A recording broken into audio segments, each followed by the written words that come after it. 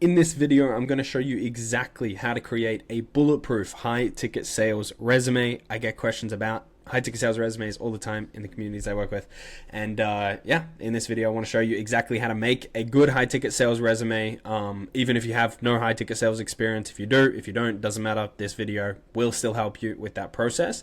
And we're going to go through the general kind of principles, the specific formatting rules, how to frame your experience, and then what to do if you've got no experience. So everything will be covered here for you, and then we'll also go over an example resume here that will kind of walk you through each of the pieces we talk about. But anyway, number one core principle is to keep it simple, clean, and one page if possible.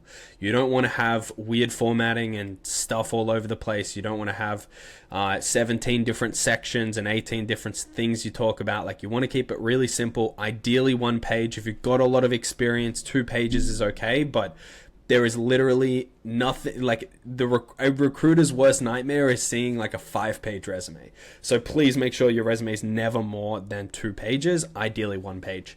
The high ticket sales space, like your Loom video, my last YouTube video is about Loom videos.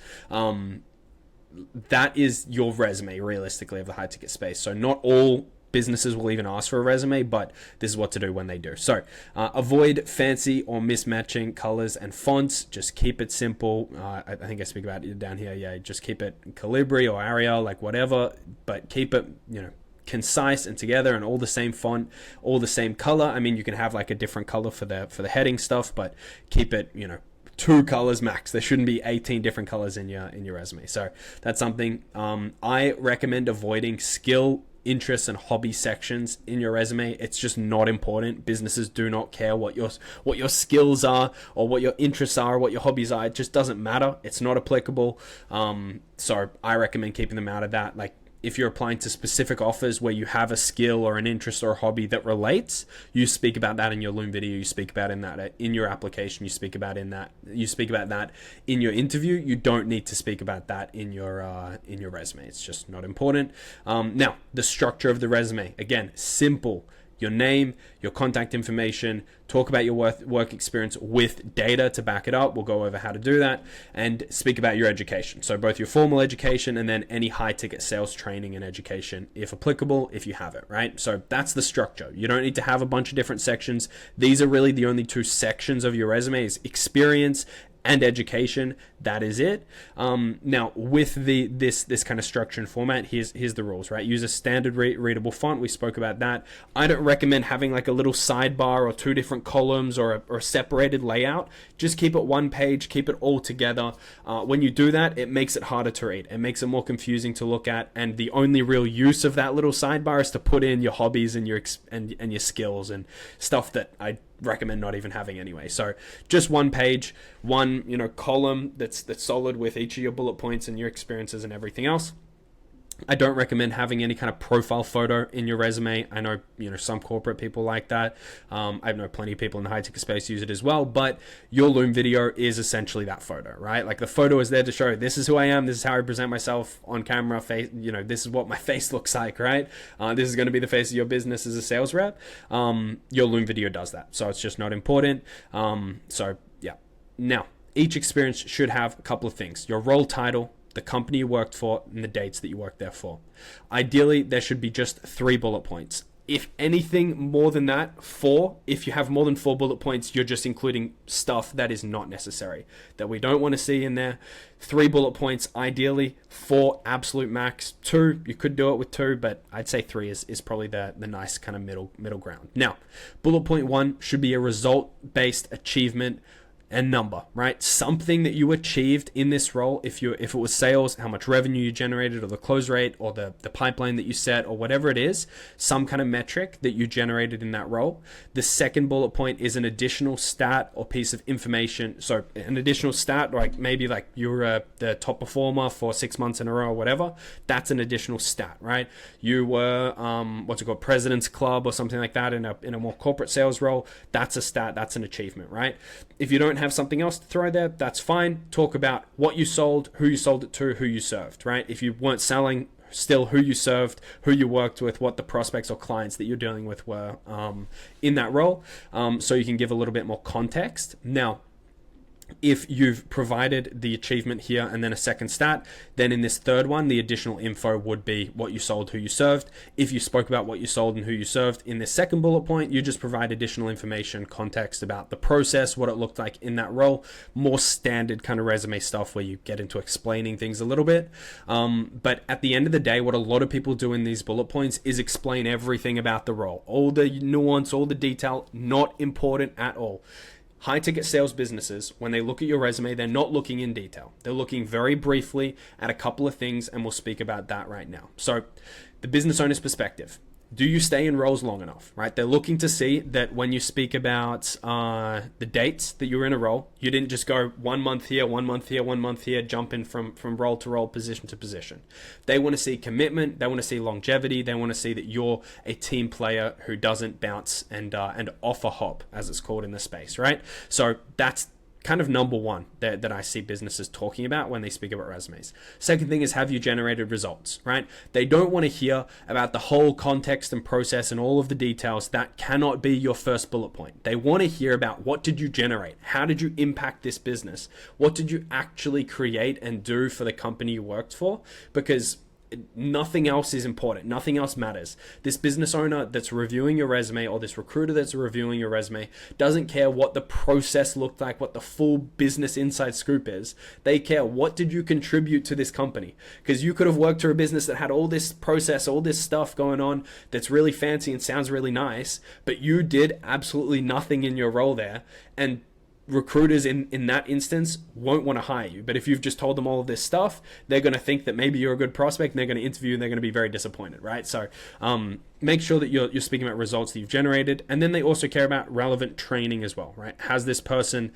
Is this person experienced in high ticket sales? And if not, have they gone through training? So when we talk about generated results, right, you'll be speaking about relevant experience, right? It's closing deals at a high ticket prices or mid ticket prices or high volume or whatever. You're going to talk about that. That's going to be relevant. And if you don't have that, you're going to be able to talk about training, right? And I'll talk about this in a second, but if you have zero sales experience and you also have zero training, you will not land a role. It's just simple as that. So yeah, I'll just kind of leave it at that. If you want some relevant training, you want some help to land these roles, check out the description. I'm happy to help you, give you access to a ton of amazing opportunities and the training you need to actually land them. Now, they skim, right? They look over the numbers, the data, and the timeframes that are easy to catch. So you want to make sure that they are easy to catch. You want to make sure this information is easy to read and easy to see for these recruiters. If it is not, that's where you really do risk your ability to impress with the resume, and you risk your application being thrown in the trash, right? So make sure that this information, the numbers, the data, the experience, the time frames in which you worked in these roles are easy to read and easy to catch. I meant to put this down here. So what do we do with no experience? Here's what we can do. Because metrics, data and numbers is like the main thing I'm talking about here, we're going to use metrics from other things. We're going to use metrics from maybe some hospitality or service experience, right? If you're a waiter or a bartender or something like that, what was the volume of customers that you served? What was the volume of reviews that were left? What was your timeline to move up to management, or how did you work in a management position in these kind of businesses, right? You're going to be able to talk about other metrics and other data, so we can still use these experiences in a high ticket sales resume. It's just a matter of picking the right data and information to do so. If we were in a fulfillment role in a more high level business, a corporate position, right? We're going to talk about maybe the revenue of the accounts that we managed for this business. We're going to maybe talk about the value of the clients or the deals that we handled, right? If you're in data analytics, you're probably dealing with high level deals, high level numbers and information. Talk about that. If you were in account management and you were, delivering on services that businesses paid 6 figures for, you're going to talk about those numbers. You can still mention those metrics, because the metrics, the numbers, the data, that's what's important. That's what's impressive, and that's what stands out when people do take a look over your resume. So we want to use these numbers to the best of our ability.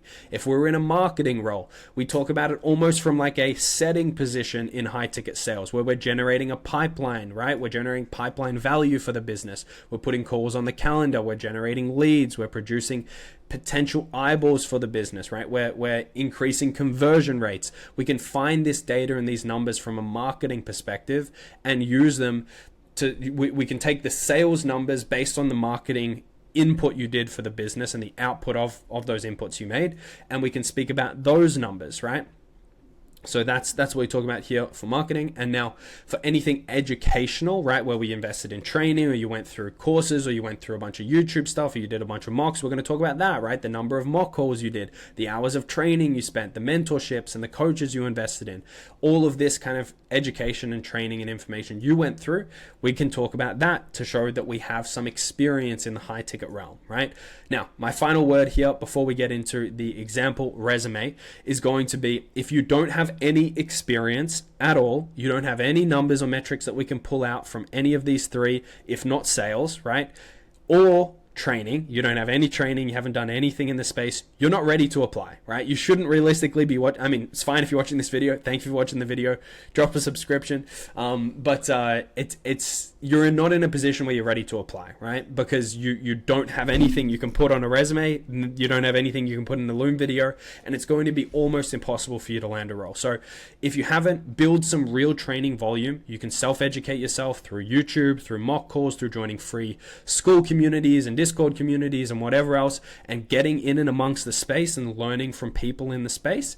And then once you have some experience and some things that you can talk about, you can get into an entry-level role, and you can start building up your actual experience. And that way you'll have the training, right? The education and training, and then you'll also have the numbers and data and information that you can add into a resume and into your Loom videos to apply for higher level and better positions down the line. So that's the final thing. Like, if you've got no experience at all, this isn't super applicable to you, but go and do these things, right? Go and get some experience, get some training in low level opportunities, and then continue to push yourself forward. So that's what I'd say here. Now, for the example resume, it's one page. It's very simple. Now, it is a little bit smaller font than you would typically like, but that's realistically just because I wanted to include like 4 past experiences. Usually I'd say just 3 past experiences, and then, education. But this is it, right? Name, it's your sales resume. It's your sales resume. You got your phone number, you got your email, right? You could include, I don't know what I did there. You could include like a LinkedIn. Some people do that. It's not super necessary in the high ticket space. LinkedIn just isn't highly utilized, but you could use it. Now, work experience, it's going to be first usually. However, what I will say is if you have no relevant work experience, where you have no really impressive numbers and metrics here, you probably want to put education first, right? And that way you've got education at the top, and the first thing they see is this high ticket sales education you've been going through, and then maybe your formal education, and then they'll see your work experience. And that way you don't get kicked off with your first experience being absolutely nothing related to sales and 0 metrics and 0 data, and then the rest of your resume isn't looked at. But instead, the first thing that's looked at is all of this effort you've put in to your training, to leveling up in high ticket sales. So that's just something to keep in mind. But hopefully we've got some experience. We put work experience first for the most part. We speak about the role, right? Remote closer, the company, and then the date, right? Ideally, we like this. I like this spacing, makes things a little bit easier to read. Also, kind of like, what's it called? I can't think of the word. Whatever. It isolates. That's the word I was looking for. It isolates the time spent in the role, right? So we spent a year and a half here. We spent, just over a year here. We spent 2 years doing this, right? So this kind of framework allows us to highlight this, which is one of the 3 key points that I mentioned here, right? The time frames in each role. So that's something. Now, the bullet points. First bullet point, consistently closed at 39% close rate. I actually should put this. Close rate, collecting $475,000 in total cash collected, right? Great numbers, great metrics to put in here. 39% close rate, good. Decent number of cash collected so far over, the last 6 months. So this is kind of the first line that you want, right? Then we go into explaining a little bit more about what the offer was. Sold a 10K B2C offer to entrepreneurial prospects in the biz op industry, right? Selling some kind of business to entrepreneurial prospects in the B2C space, right?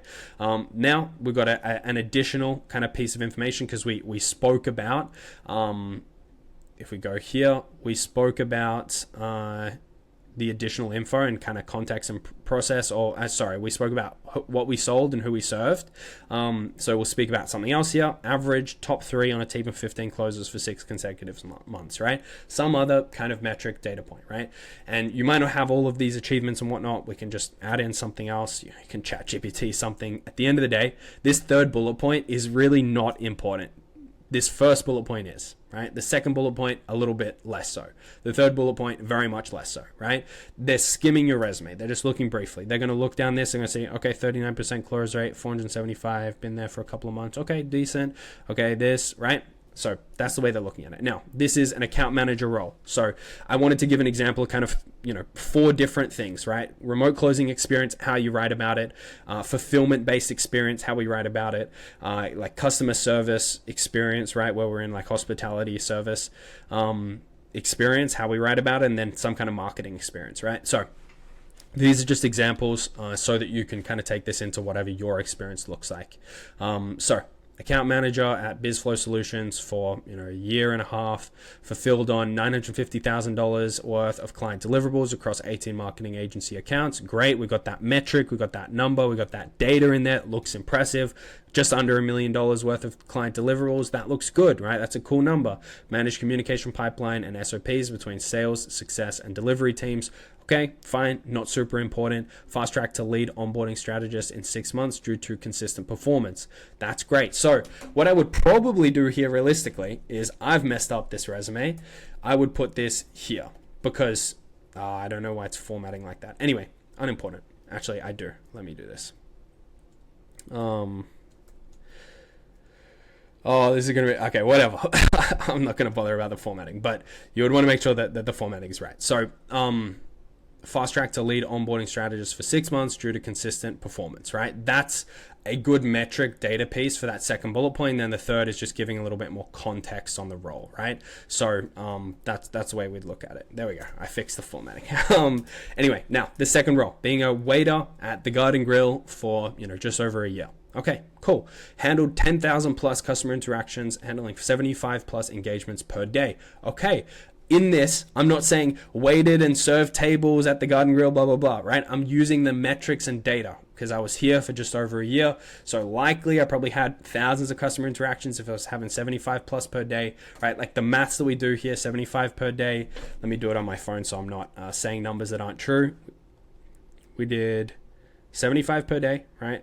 5 days a week, let's say, 375 a week, 4 weeks a month, so 1,500. And then we had 12... February, March, April. So we had 14 months. So we had probably 21,000 customer interactions, right? We took half of that time off for vacation or whatever, right? But handled 10,000 plus customer interactions, handling 75 plus engagements per day. Now the reason I look at the metrics like this is because this relates itself to setting, right? Where we're high volume dialing, high volume interactions and engagements with prospects.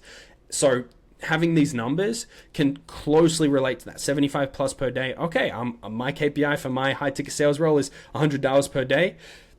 This is someone I want to hire. They're familiar with having these high level, high volume engagements on a daily basis. They're not just a waiter. They're a high volume engagement, individual, right?